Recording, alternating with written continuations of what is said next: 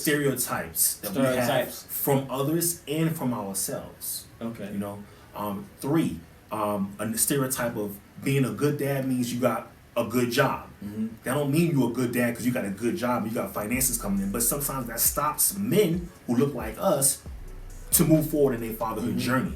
I don't got it right now. Then the mom is over here, you ain't this, mm-hmm. you ain't that, mm-hmm. and like, you know, I'm not gonna come around because I ain't got it like that, and I can't defend myself in the financial battle, so to speak. Okay. That's another. You know what I mean? So things that happen in our culture that causes men like us not to mm-hmm. pursue in the direction of fatherhood in a positive direction. One thing that I think that push a father back from being part of his life sometimes could be shame. That shame that he have a failure, shame of failure. You know, sometimes when things are not going right, mm-hmm. we take it on as the man and be like, dang, is it me? Is it me? And then that shame of being a failure mm-hmm.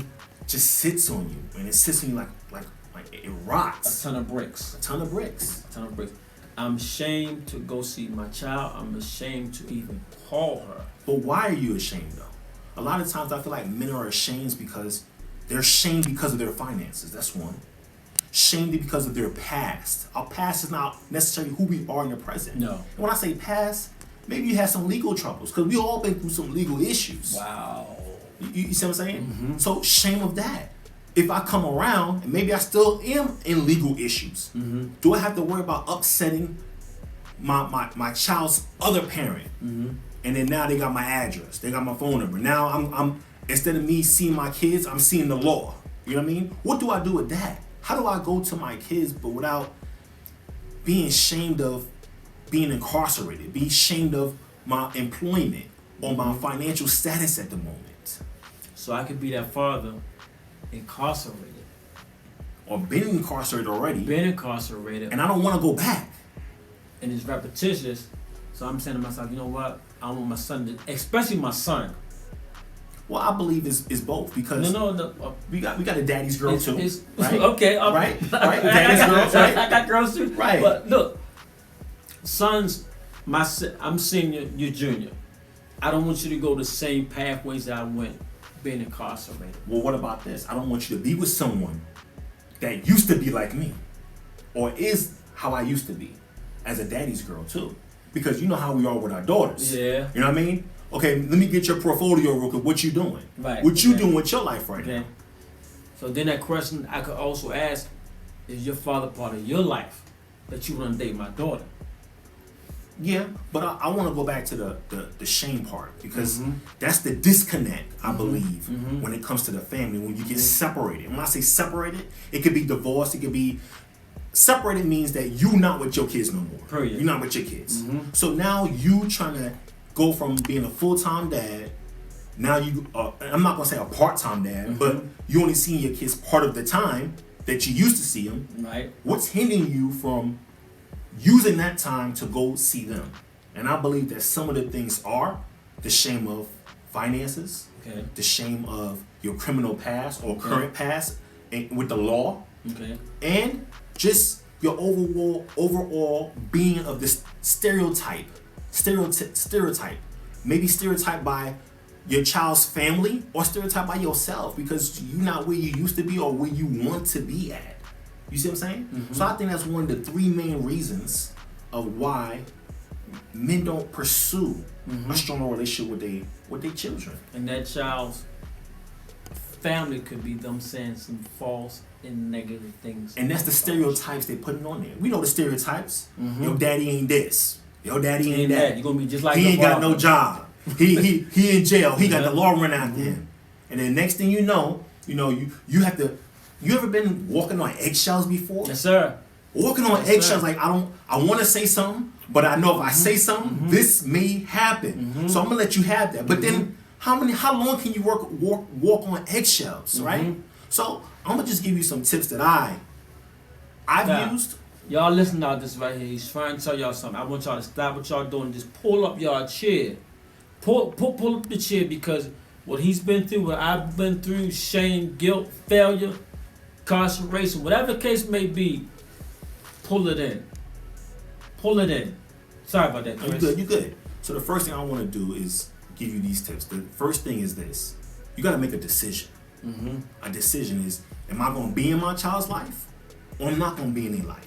That's the first step. What's your decision? Second thing is, now I need to move forward. How do I move forward? Moving forward means communicating. Okay? Yeah, we pick up the phone call. Now we got technology, we got FaceTime. Okay, now I need to see what can I do to go physically see my child, because the more time I have with them, the more influence I have also. Hey, and that means a lot. Right, and when you say influence, like, man, I can't take them this place, I can't take them that place. Let me tell you something. Them kids don't care about no 5-star Ritz-Carlton, No, sir. the steak dinners and stuff. They'd be okay with a pizza. You know what I mean? They'd be okay with a sandwich. They'd be just want to spend time with you. And then what you like? What can I say to my kids? What can I do for them when I don't have money? Okay, I'm gonna tell you what you can do for them. Tell you can me. give them experience. What kind of Because experience? for instance, I'm born and raised in Brooklyn. Okay. Right? It's certain things growing up in Brooklyn and my lifetime and your lifetime too, growing up in Baltimore, that you can share with your kids. Number one, respect. What's respect mean in our culture? What's respect? Because if I tell you and I teach you what respect is from my point of view, you won't think about it. I'm planting seeds. What other seeds can you plant into your child other than respect? How to be a man, how to be a young woman, right? What to look for in a man. You see what I'm saying? Because we know what the red flags are. Because we always I was a red flag wearer for a long time. Yes, you know what sir. I mean? You see me coming, it's the red flag. Yes, but those sir. are the experiences that you can give to your kids. Yes, sir. Those are the experiences you can give to them. It's not about money all the time. It's not, maybe your place ain't big enough. Yeah, it ain't big enough. But you guess what? Every kid love playing tent and building forts. Every kid loves that. Wow. So bring them on over. Matter of fact, let me see what you like, because that's what bonding is. Yes, sir. When I think of a bond, I'm thinking of two things coming together and it's pressed together and it's not coming through. So how can I'm gonna bring my child and me. That's me and my child coming together, father and child coming together. And the way you press that in, like a welder welds it in, right? It's through time and conversation and communication. Hey, what's on your mind? I don't want to hear the good. Tell me what's on your mind. What you like watching? You know, let's incorporate something. I started incorporating family dinners. At first, it was rough. I'm telling you, because we didn't do family dinners. So I'm like, we're gonna do family dinners at 6 o'clock every day. And that comes from what you used to do as a child. I never did that. No. Stop at that. You reversed a negative and brought it into your past for the positive. So how can I take a negative into a positive? I'm used to eating dinner in front of the TV. You know what I mean? Or going to the Chinese spot. Y'all know what I'm talking about. Chicken wing fried rice. Right. You know what I mean? 3 wings. Right. You know what I mean? With some fried rice and some egg roll, whatever. There you go. You know what I mean? Going to the little chicken spot with some fries. That's what my dinners was like. You know what I mean? Because Mom Dukes had a couple jobs. So she wasn't always there for dinner. But you know what? Maybe I'm not employed. Maybe you're not employed right now. So we can have dinner every day. And you know what? It ain't going to be no big fancy dinner. Maybe it might just be some ramen. Y'all know where my oodles and noodles people at. You know what I mean? You know what I'm talking about? I'm just saying though, because those are the memories. That's the bonding right there where, you know what? I remember that time, man, me and my dad always ate ramen, some oodles and noodles, man. Man, I remember one time he spiced this joint up. This joint was tasting good. But over those oodles and noodles, that's where the conversations come. That's where the bonding comes. You know what I mean? What's on your mind? Well, I was going through this and, I like this boy. Oh, okay. And when they say they like this boy, don't come in hard. What boy is this? Be a listener. Active listening. That's another thing we talked about at my family table. How to actively listen. And actively listen is making eye contact. We don't have no phones on the table. Put your phone back over there, turn it off or turn it down. Okay? I'm looking at you. Right. Okay? I'm paying attention. I'm asking questions. I'm not cutting you off. You know what I mean? And I'm allowing you to say everything you want to say, because I know when I'm coming up, you know how it is when you're you talking to the family. You can't get a whole sentence out. Somebody jumping in. You know what I mean? But I wanted to change that narrative. So now we take turns at our table. We start with one person. They say everything they need to say, and then we can ask questions and they move forward. So changing the narrative. That's what I'm saying. Make a change. What change can you make at this time right here, they don't require money. They don't require a big space. No. You said it just requires you to be there. Good. I'm glad we at your table because now it's my turn. Right. Man, you said a whole lot there. You said a whole mouthful. I got this thing that I've always said that the best thing you could ever spend on your children is time. Like you said, no $1 million house, no Mercedes Benz, no 5-star restaurants. You're gonna meet and greet here. In my household, we eat together. I got a crazy schedule. We eat together on my days off. If I don't see y'all no more this week, I'm fine with that. I'm fine with that. At least y'all gave me this time right here. Like you said something about the phone. Put that down. I had to tell my son, can you disconnect so you can connect? We're trying to eat. Oh, Dad, no. You ain't going upstairs today, bro. When I'm at work, you can go upstairs in your room and eat. But we gonna do this. Daughter girl, come here. Girl, I love you. Come on, let's eat. If you don't eat but a peanut butter and jelly sandwich, and I done cooked all this right here, I'm fine with that.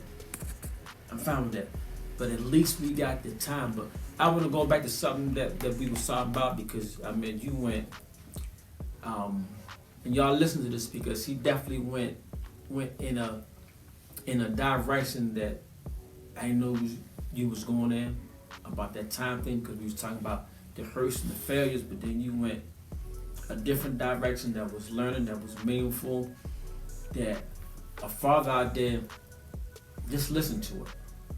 It don't take a lot. But that guilt also. I don't know if you mentioned guilt. And I felt guilty because it was a time for a whole year I didn't get to speak to my kids like I wanted to. When I was finally able to get custody of my 3 oldest kids at the time, my son was 3 years old at the time. He didn't even know who I was. It broke me down. I believe you. He ran from me. He didn't even know who I was.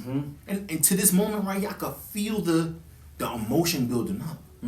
But even though I felt bad, even though it wasn't my fault. Like, it wasn't my fault he didn't know me. But at the same time, what can I do at this point forward? And I had to make a decision. So for those of us out there who's watching and you going through some things, and things maybe I didn't even mention, things I probably don't even understand, but you understand better than I do. Make a decision. Who's more important? Is my child more important or this situation here more important? Man, situations. You talk about your son at 3 years old. Remember I told you a story about me and my son. And my goal was to do 20 years in the military. Got to Germany, a little bit of red tape. They gave me the option. Do this tour 18 months on basically ETS. Never had my father in my life. I took my ETS. And to this very day, my son been in 18 years now, it hit me here and there, every now and then. But what you just now said, the sacrifice. I was willing to put him before this career. Son, I love you. I love you unconditionally. I love you till the end of this face of this world, this universe, this galaxy, whatever the case may be. This military career is not worth it. I wouldn't be in your life because I didn't have my son in my life. You said yours didn't know you. I ain't seen mine in 3 months. 6 months or 9 months. They didn't come to me. He wasn't that away. I called him. He wasn't that away. My spouse at the time said he don't know you. I went in the room. I thought it was me. He said, it ain't you. He hadn't seen you in 3 months. Whenever she would leave out the house, that boy cried. It was cutting me here. When she come back, you can't do this no more. You gotta take him with you. Why? He cried too much. He don't know you. You gotta take him with you. after about like a month or so of us interacting and connecting and him staying there, while she go places or in the next room, we bonded. But I had to go through something, I won't say unnecessary, but that period of time. And it cut me. Like you said, you had those tears in the middle of the street. That's how I felt. I know we were talking earlier about sacrifice, and what I was saying about sacrifice is putting something valuable up in hopes for something more valuable to happen. So when we make sacrifices as men, a lot of times we think logically more so than emotionally. At least myself and people I know. We think logically more so than emotionally. And the things I believe that stop us from pursuing our fatherhood journey is we start being emotional with our thinking. And what I mean by emotional with our thinking, I'm gonna tell you what I mean. We start thinking about, what does my child think of me? What does my child family start thinking about me? What does society think about me? Okay? Here's the solution right here. What you think about yourself? What do you think about yourself? Because people see you how you see yourself. So that's the first thing. How do I see me? And this is how I just reshaped my whole life. How do I see myself? I see myself as a loving, caring, dedicated, motivating father, and whatever else you want to put in there, right? Okay, so what does that look like? What's a dedicated father look like? That's number one, right? If I could say a dedicated father looks like this, a dedicated father looks like time spent, decision making, okay, and knowing a child. How do you know somebody? How do you build a relationship? Through time. You know that one shorty you first started talking to, and you know what I mean? Y'all just be on the phone all night long. Sex and every here and there. Yeah, I know what I'm talking about. And you start building that relationship. Then y'all move together. Y'all do everything together. And start dressing alike. Got the same J's, right? We was at the basketball club place, so I see somebody with the same J's. Hey, babe, that's where the same. How about we do that with our child? You see what I'm saying? Let's just spend time with each other. You know, talk about things. Be there. That's key. Being there is key. And putting away all the emotional feelings that you feel about what people think about you and your circumstance. Because at the end of the day, the only people or person you're trying to affect is that child. Now, how can I affect them? By giving them pieces of you. What's a piece of me? My experience. You know what I mean? My experience. So here's a perfect example. When you're talking to somebody, make sure you're looking them in the face. And if you're afraid to look them in the eye, look them in. This is a little trick that I do. Look at them on the nose, on the middle of the eye. That's something that dads tell their kids. You see what I'm saying? Because dads are, not say that, but men are more confident. We more out there. You see what I'm saying? So how do you be out there? And you're like, well, I don't want my daughter knowing that. Yeah, you want your daughter knowing that because you want a confident young lady, right? I'm not saying that you want a masculine lady. That's not what I'm saying. I'm saying confident. How do you build confidence? Through experience, through teaching, right? Little things like that. Fathers can give their child. And I'm not excluding mothers, but the conversation is about fathers. You might say, you know what? And it's a lot of situations where you live in one state or one city, and your child live in another state in another city. Like, man, I can't spend time like that, man. Yes, I ain't got it like that. Or my circumstances is different. So they live on the East Coast, I live on the West Coast, or wherever they at, right? Cool, okay. Or you on the phone with them? We doing that FaceTime? We sending that text? Well, you know my kid don't text back. That's cool. Because some of mine don't text back either. You know what I mean? Let me tell you something about that text. Sorry for cutting y'all off out there because I know y'all might feel the same way that I feel about that. How do you feel when your child don't text back?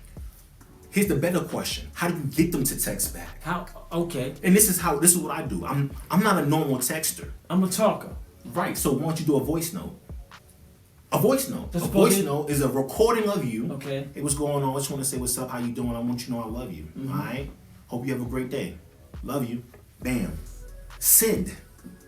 Voice note. How about I send videos? What's going on? Yo, you was on my mind. I just wanted to, just like you do to shorty. Okay. But what more would you do for your child? You see what I'm saying? Okay. So I do videos. Hey, what's going on? You was on my mind. Where you at? I know what you doing. I just checking up on you. Just want you to know I love you. Okay? And it's not about them responding back. It's about me connecting to them. To them. Gotcha. You see what I'm saying? Gotcha. The more connections I make, you gonna respond back. You see what I'm saying? Eventually. But at the end of the day, am I affecting my child's life? Yes, you are. Yes, you are. Do you see what I'm saying? And this is how you affect it. Hey, I just want to let you know you was on my mind. Okay, what's after letting you know what's on my mind, yo? Let me give you a tip or something I would do. Give them a story or something, a piece of you that you want to share with them. Give them pieces of you. This is what I realized about some storytellers. When I tell my stories to my children, I use all this. I get as transparent. I use my life experiences, good, bad, ugly, and indifferent. So they don't make the same mistakes that I made in life. And we all at least made at least 3 mistakes.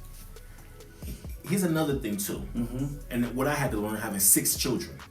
Every child learns differently. Oh, of course. Every interaction with a child, I had to, when I got divorced and I became a single dad, I had to cater to 7, 8 personalities. My 6 kids, mine and my dog. You know what I mean?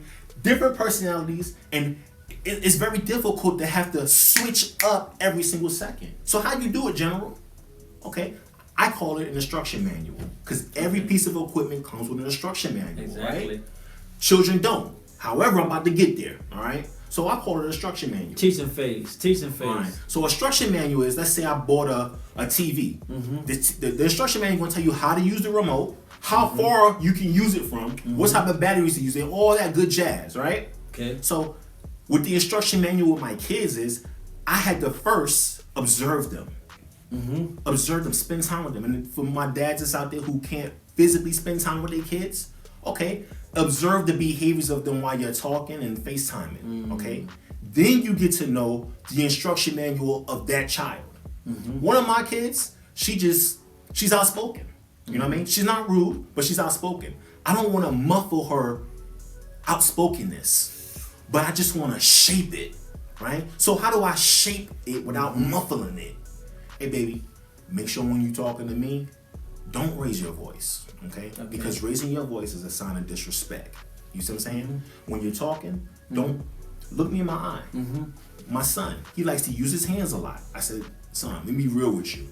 Where we come from, using your hands is a sign of aggression. Yeah. Okay? And they're gonna put you down, you're too aggressive with your hands. Okay, so what I like to do is I'll fold my hands when I'm talking, when I get passionate, you know what I mean? Or put your hands in your pocket. You know what I mean? So that way you ain't doing this and people ain't taking it the wrong way. Right. You see what I'm saying? These are gems and pieces of you that you could be giving to your kids.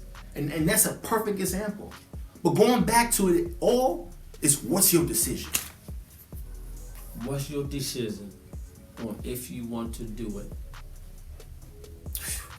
My guest said he said a mouthful today. He said a mouthful, but I'm glad that he allowed me to chime in on his table today. But right now we're gonna hear just a little bit more about the General as far as what he do in life as his profession or whatever the case may be.